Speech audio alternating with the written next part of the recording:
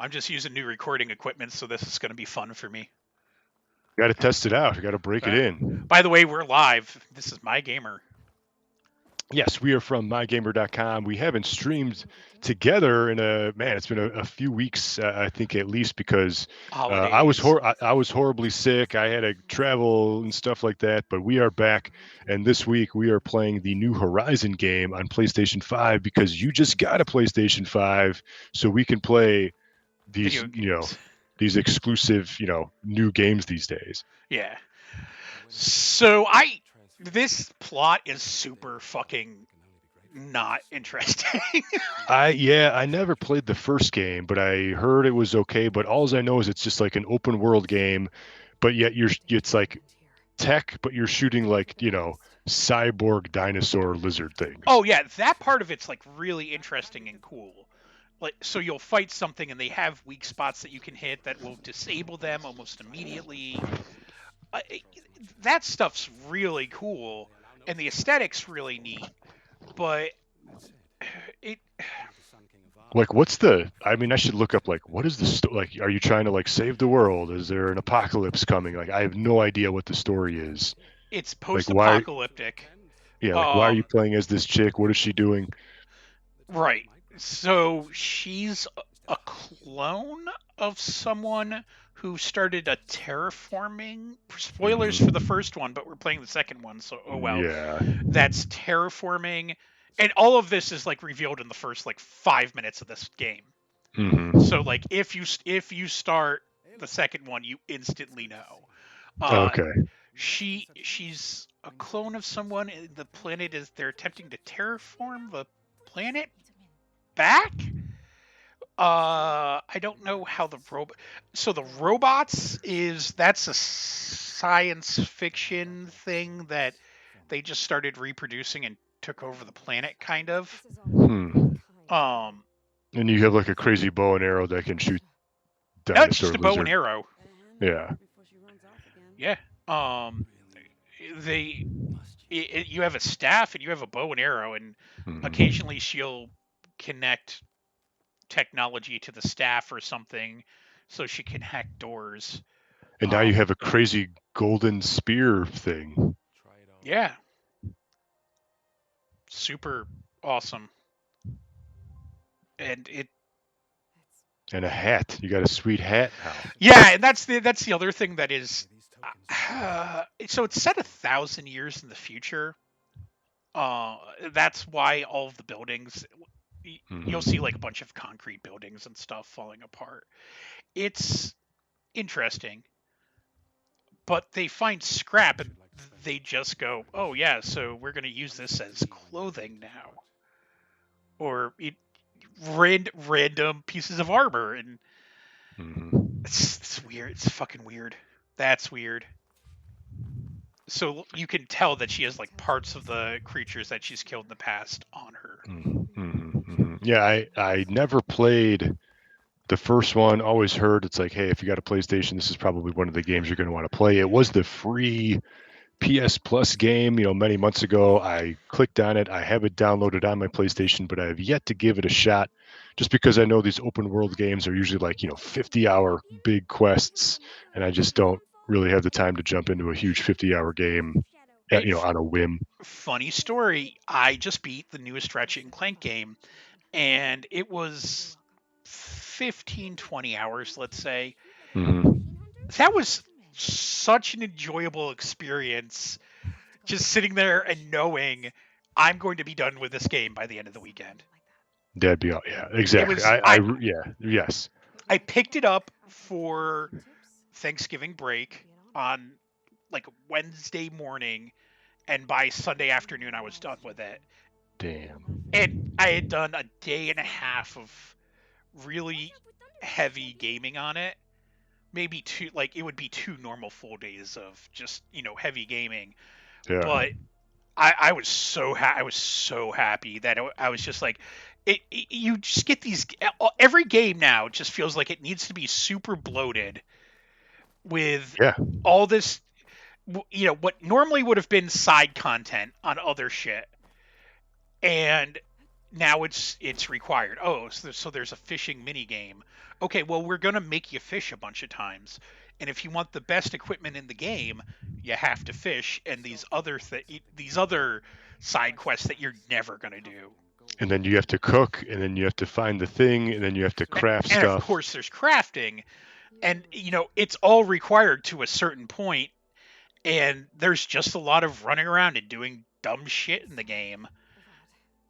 It and it But just Ratchet's more of a linear game. It's not an open world kind of like this. It was it. I mean, I haven't played a uh Ratchet game since like PS2. it was more open world than they were in the past, Hmm. because people have explained it before as like a Ratchet's levels are a roller coaster. You're on a track going forward, but it's fun the entire time. Yeah, I know there's the big guns and the cool set pieces and Yeah. stuff. I got nothing against Ratchet. I just haven't And had the then, like, time by to the end of the really. level, you're back where you started, and that's how a lot of them used to be designed. So they were kind of like a roller coaster that they're, um, yeah, I'm not gonna, they're just designed to do a loop. And the one of my favorite Ratchet games that no one talks about is Size Matters on the PSP. Yeah. That was a super short game.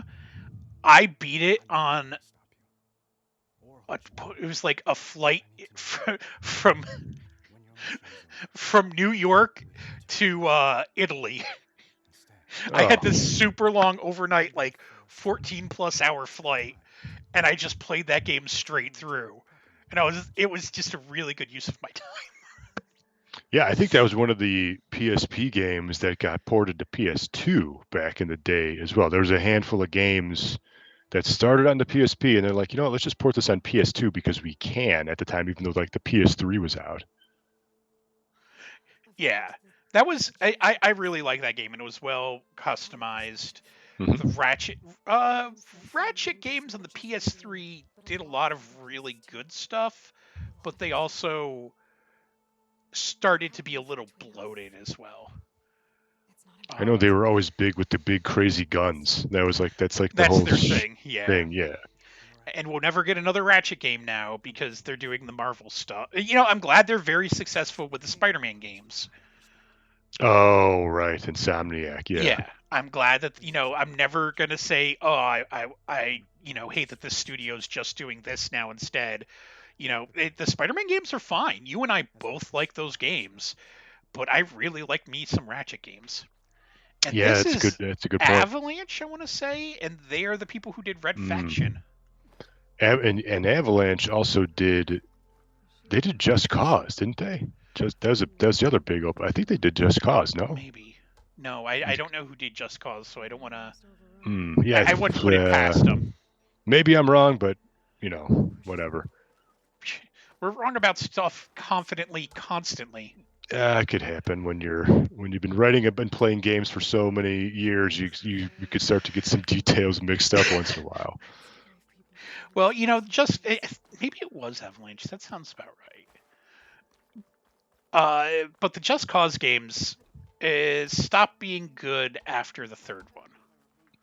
Yeah, I played a little bit of 4 because that was on Game Pass for a while, and I played it for 30 minutes, and I was like, okay, I understand why people might like this. It's just ridiculous, over the top, crazy, where you can just like jump off a cliff and like throw your parachute thing to survive, and then use your grapple hook to like Spider-Man web launch you if you have to. And 4, it sort of became.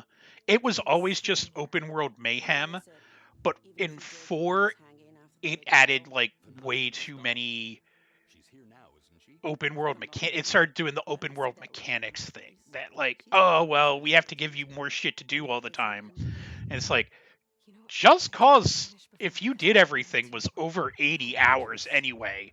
no, it was a huge game. Yeah. Yeah, and like, I Just Cause probably 2 was the one that I played the most. I have a friend that both he and I used to just play Just Cause 2 and just do crazy shit in there, not even making progress. We were just, you know, Yeah, it's a how toy. It's stupid a can we be? sandbox. Yeah. Yeah, exactly right. And Yes, I liked that part. And when they started the fourth one, they added faction battles, so you would get in battles with the rebel army, and you could help push them forward or something. And of course, a certain amount of them were required. That stuff, I didn't need that shit. I didn't need to be doing all of that stuff and have to worry about mini games and all of that shit. I just want to be with a grappling hook, fucking Yeah, that's exactly it. Yes. like tethering a guy to a jet as it takes off, Yes. and then tethering the A guy that's bomb tethered, to it. yeah, or tethered the guy who's tethered to the jet to the ground, and just watch as the jet just stands in place, defying physics, and the guy's stuck in the middle. And then you attach a red barrel to it, and then it all just explodes. Absolutely. How is the combat in this game, by the way? Because you can do melee and ranged attacks whenever you want. Right. So, and there's two types of melee attacks. There's the light and heavy, of course.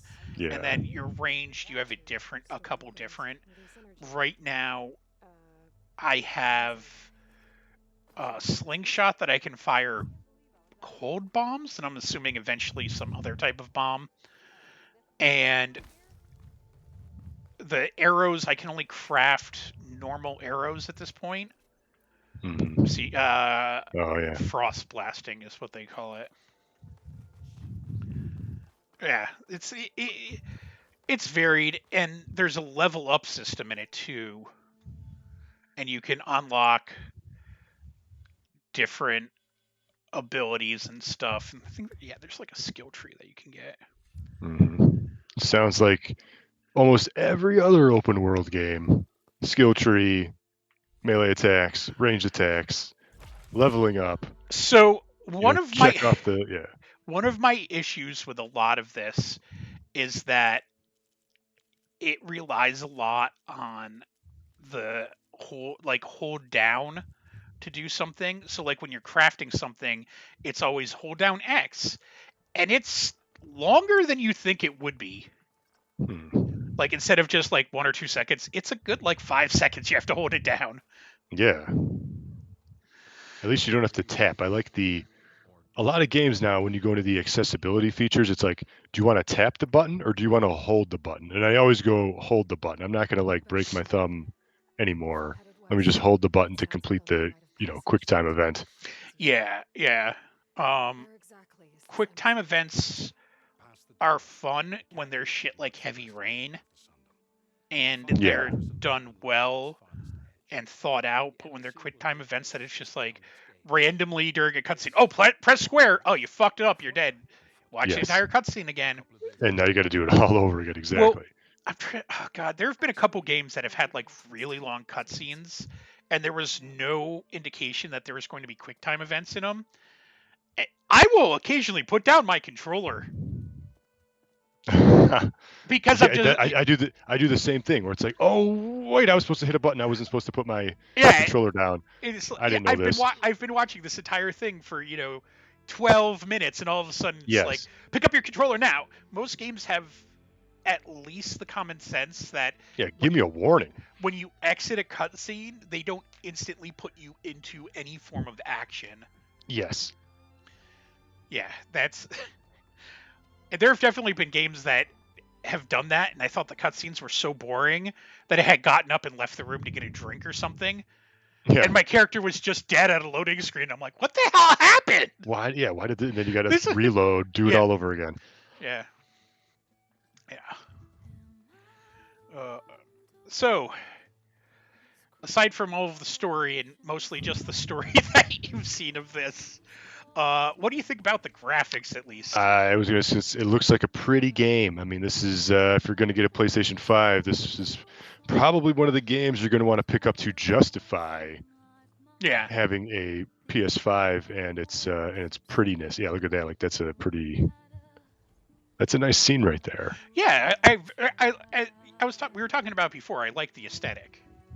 Yes, agreed. Yeah, it looks like I would probably rather play this because it has it's old but yet it's new techie sci-fi. Like it mixes the two. Like I'd probably would rather play this than like any Assassin's Creed game, just because it seems like a much cooler environment to be in, something a little different. And so I'm not that far. This is just the opening credits, basically. I just got through the tutorial.